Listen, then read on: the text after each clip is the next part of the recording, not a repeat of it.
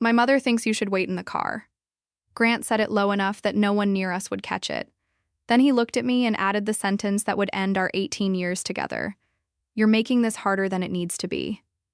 For a second, I genuinely thought I'd misheard him. The evening light was catching the limestone columns of the Hartwell Hotel, where Preston's law school graduation reception was about to begin. Guests in navy blazers and pearl earrings drifted past us into the ballroom while a jazz trio warmed up somewhere inside. I wasn't standing outside because I was late. I was standing outside because the woman checking names at the door had quietly told me mine wasn't on the list. There's some kind of mix-up, ma'am, she'd said, clearly uncomfortable. I'm sure it'll get sorted. I'd smiled at her. I'm sure it will too. I expected Grant to fix it with one sentence. Instead, he became the problem. My mother doesn't want a scene tonight, he said, adjusting his cufflinks, the ones I'd had engraved for his 40th birthday. She thinks you'll bring up things in front of people. What things, Grant? His jaw tightened. You know how you get about money. Tonight isn't the night. I haven't said a word about money in months. That's not the point. Then what is? He sighed, the way you sigh at someone being difficult on purpose. Margaret, you're making this harder than it needs to be.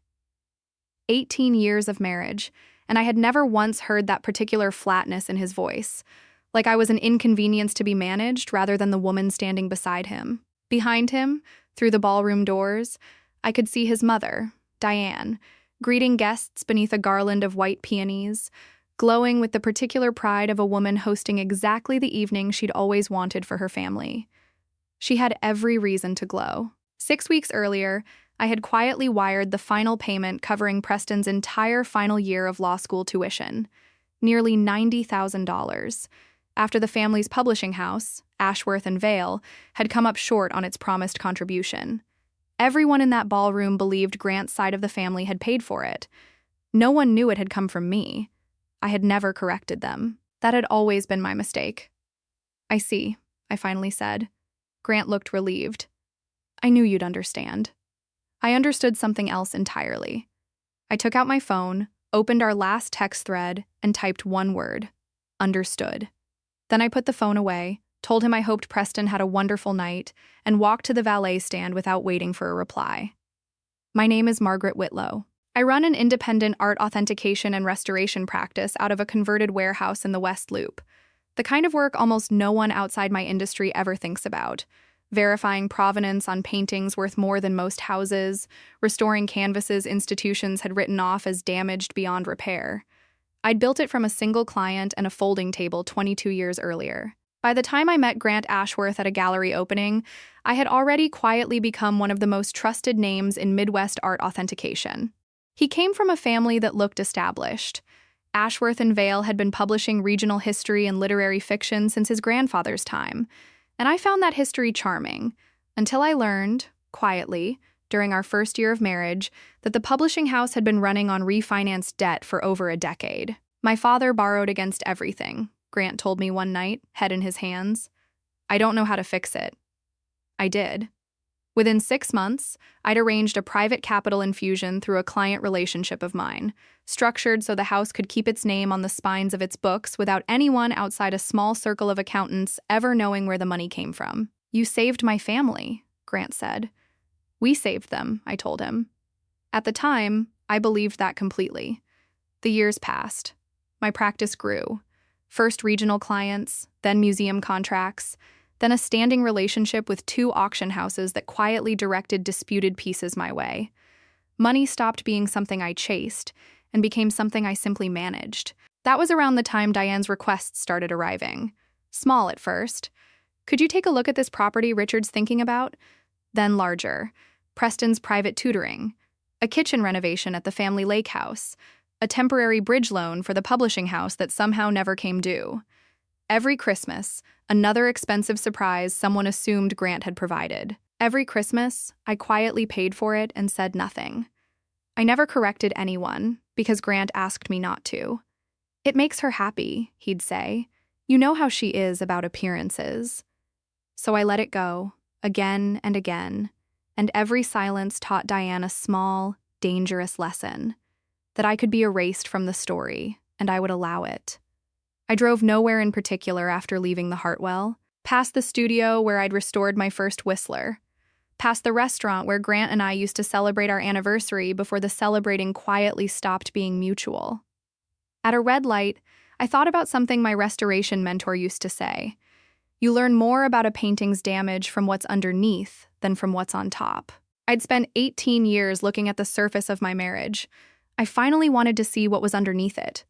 I called Priya Okafor, my attorney and the woman who'd structured nearly every trust and guarantee connected to the Ashworth family for over a decade. I think it's time we review every financial arrangement connected to Grant's family, I told her. There was a pause. Then, I'll meet you at the office within the hour. By 9 that night, Priya had pulled together the folders.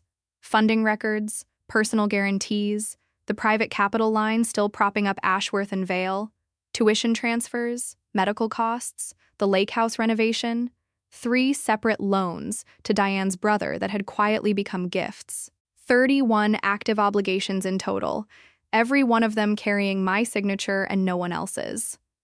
You've personally financed nearly everything this family has celebrated for 18 years, Priya said.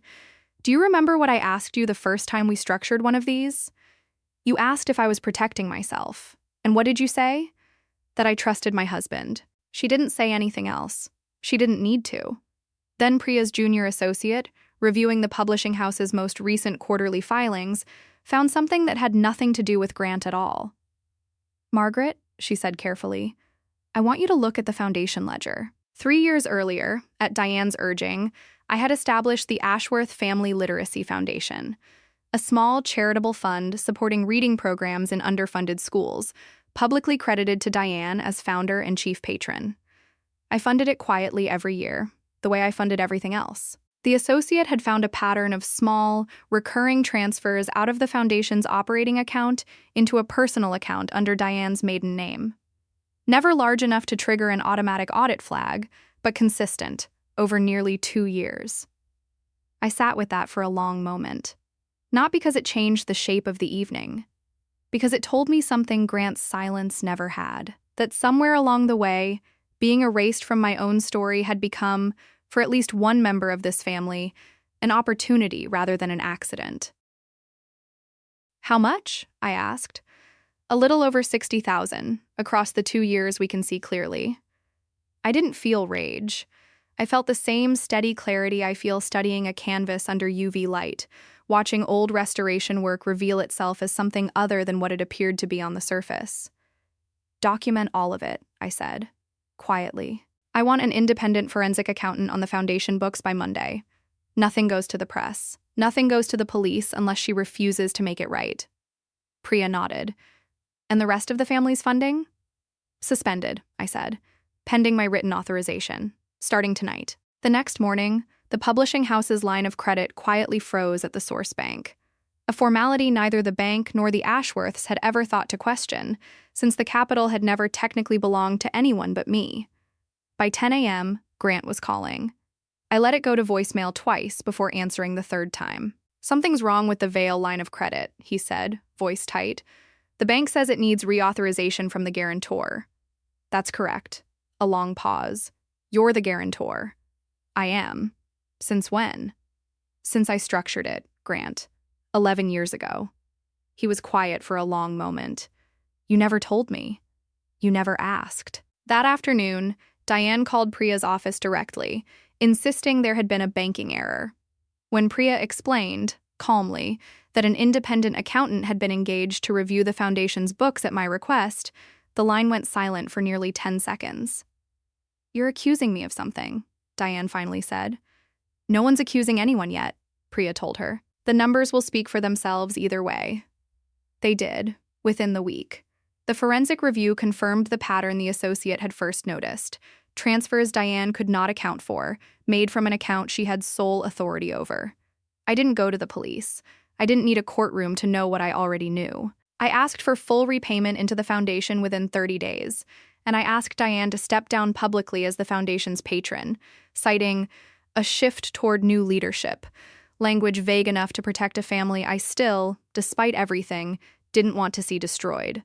She repaid it. Every dollar. Within the deadline, mostly by selling a small parcel of lake property that had been quietly in her name alone. Grant and I met 3 weeks later at the small cafe near my studio where we used to celebrate finished restorations, back when finishing something together still felt like the whole point. "I read everything," he said. "The guarantees, the tuition transfers, all of it." He looked down at his coffee. "I had no idea how much you carried." "I believe you." "My father cried," he said quietly. 2 days straight, going through the old files. I've seen him cry once before in my life. I didn't say anything. There wasn't anything left to add to that. "Was I ever going to hear this from you?" he asked, "if none of this had happened?" "I kept hoping you'd ask," I said. "Eventually. On your own." He nodded slowly, and for the first time in years, I saw something in his face that wasn't performance. Just a man finally doing the arithmetic on 18 years he'd never once had to do himself. We filed for divorce 2 months later. It took less than 20 minutes in front of a judge. Walking out, Grant stopped me in the hallway. "I confused your generosity with an obligation," he said. "I let my mother define what our marriage owed her. I'm sorry it took losing you to understand the difference." I felt something, standing there. Not the urge to go back, just a quiet relief that he finally understood, even if understanding had arrived a full 2 decades too late to change anything. Life without my financial support changed things for the Ashworths, but not the way anyone feared. Ashworth and Vale scaled down to a smaller, sustainable catalog instead of folding entirely. A decision Grant, stepping in as its actual working publisher for the first time in his life, made without asking me for another dollar. The lake house sold. The private tutoring stopped. Preston, freshly out of law school, took a public defender position instead of the corporate track everyone had assumed he'd choose, and told me once, over coffee, that watching the family's finances finally become honest had changed how he wanted to spend his own career. Diane wrote me a letter almost a year later. An actual letter, not an email. She admitted she had confused being admired with being respected for most of her adult life. She admitted the foundation money had started as borrowing in her mind before she stopped being able to call it that honestly. She didn't ask for anything. She asked only whether, someday, I'd let her apologize in person. I let her, eventually, at a quiet cafe far from any ballroom. She looked smaller than I remembered. Not physically, just softer somehow, without the audience she used to perform for. "I measured your worth by what people said about you," she told me. "I forgot the people quietest in the room are usually the ones holding it up." I forgave her. Not because it erased anything, but because I'd learned that carrying resentment costs almost as much as carrying other people's debts, and I was done paying bills I never should have owed. People sometimes ask if I regret paying for any of it. The tuition, the house, the years of quiet rescue. I don't. Not really. The money never exposed who I was. Losing it exposed who everyone else was, myself included, for staying quiet long enough to let it happen. What I learned is simple. Generosity without boundaries eventually becomes permission for disrespect. Silence protects peace for a while, but it always costs truth in the end. And forgiveness was never about pretending the ballroom door hadn't closed on me. It was about deciding the woman standing outside it that evening didn't have to stay small for anyone else's comfort ever again. If this story reminded you of your own version of standing outside a door that should have opened for you, I'd love to hear about it in the comments. And if you believe quiet dignity is its own kind of strength, I hope you'll subscribe and join me for the next story. Until then, take care of the parts of yourself no one else has bothered to notice.